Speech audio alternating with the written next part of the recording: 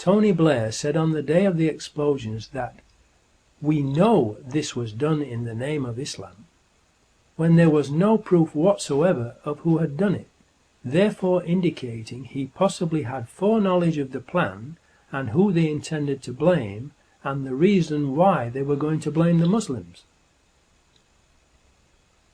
As proof that this was a slip-up and needed covering up, look at how the BBC later falsely reported his actual words, giving further proof that the BBC is a government propaganda machine and the coverage was organised, exactly as Michael Portillo said it would be in the BBC Panorama programme in May 2004.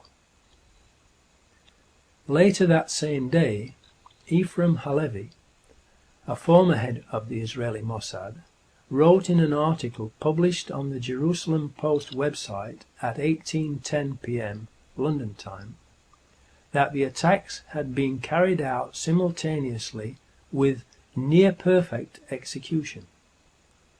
How did he know they had only been near-perfect? How could he have known what the perfect results should have been in order to know that the actual results were not perfect, unless he was in on the plot? How many more people had they intended to murder in order for it to be considered perfect execution?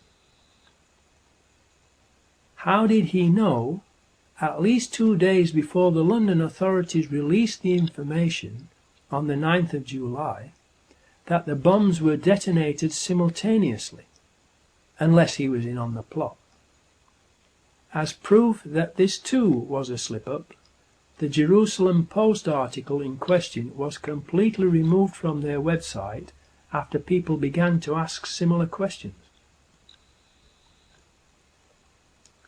The following day, Police Commissioner Ian Blair also made a slip-up on camera and said that there were 4 miserable bombers, and then very quickly corrected himself, showing that he too possibly had foreknowledge of the plan to use 4 Muslims as patsies. If London could survive the Blitz, it can survive 4 miserable bombers like this. I'm not saying there are 4 bombers, 4 miserable events like this. We are told that the first reports were of an electrical power surge that occurred, and then later we were told that there were bombs that exploded on the tube trains and that it was an Al-Qaeda terrorist attack, with Muslim suicide bombers carrying backpack homemade explosive devices onto the tube trains. A couple of weeks later, a Brazilian contract electrician is brutally and publicly murdered on a tube train, and again we are told lies by the police and media about him. He was a contract electrician.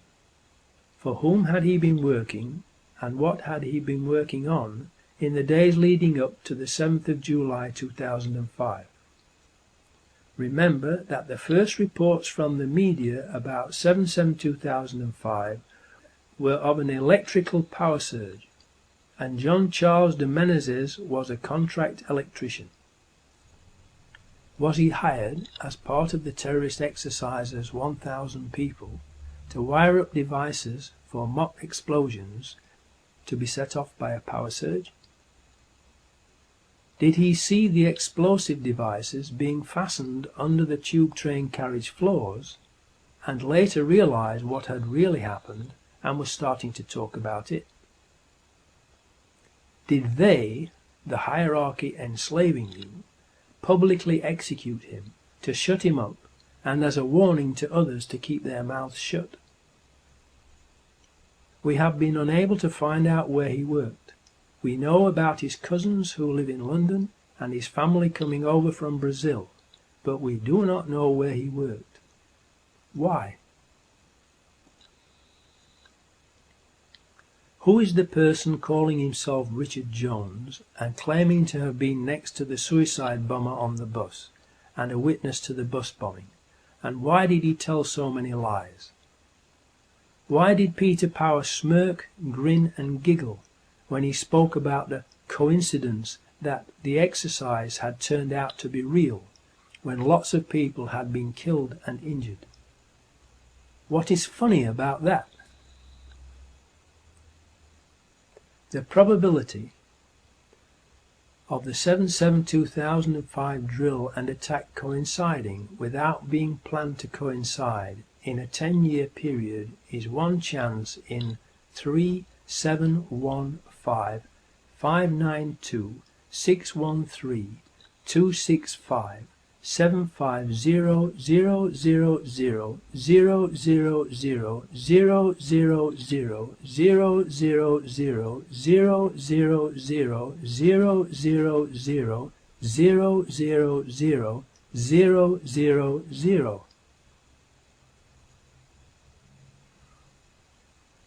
I wonder why the media aren't investigating the drill.